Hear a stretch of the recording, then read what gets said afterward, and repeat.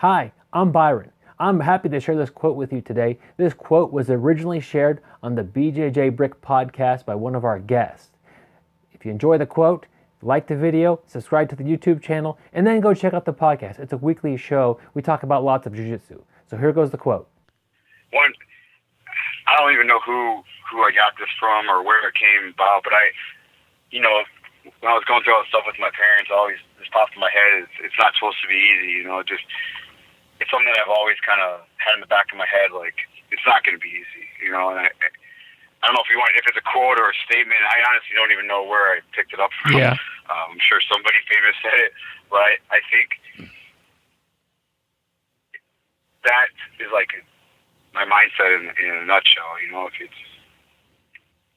you know going into it, it's not going to be easy.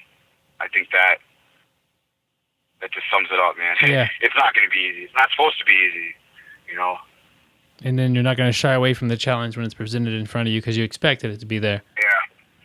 Yeah. I mean, nothing's gonna be easy, man. Especially with jiu-jitsu. Yeah. And then it's, in life, everybody's going to have a tough time sometimes. So it's not supposed to be. Yeah. I mean, life isn't easy. It's all in context. It could be, for some people, it could be. It doesn't have to be something as dramatic as that, but everybody's going to have challenges. Yeah. Yep, that's a good one. A good attitude to have, especially during tough times. Or like you're on the top of the world, you think things are going great, and then boom, like 1 minute later, it's like, nope, not so good anymore. Like you said, you dread getting that phone call, or the mail, opening that kind of raises a hair in the back. It's like, anything could happen anytime. My phone could ring right now, and I can get very bad news, but it's not supposed to be easy. That's why it's one of the benefits of jiu-jitsu is it trains us to be resilient, like we were talking about earlier. So that's a good one. Yeah, no, I think, what's really eye-opening to me, to be honest, is sometimes going to these tournaments, I just talked about this in one of the Muscle article, you'll see guys like, I know they just rechanged divisions, but like the Master 4, like the upper guys and like white belt guys, and they're out there, and they're just having the time of their life, man, and you're like complaining like, oh, I'm tired, like, man, that guy's like 60, he's out there competing, like, think about, like,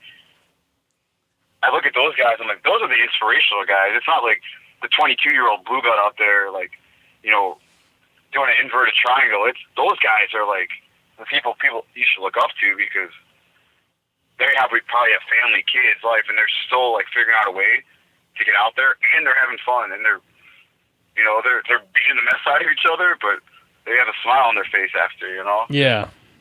I think that a lot of times they've seen, life has happened to them, and they realize that, what's happening here is supposed to be for fun, and otherwise they wouldn't be doing it. And they, Megan's fun too, right? Like that guy's, he was just at the Chicago Open, and he faced one of the Meows. Talk about like total opposites, right? Yeah. I was like, it was incredible. I was like, there he is. I don't even know how old he is, but he's not. Maybe he's 50s. I don't know, but wow. He gave him one of their toughest matches. He lasted 3 minutes or something, which was more than anybody else did. Yeah, no kidding. That's a cool story, man.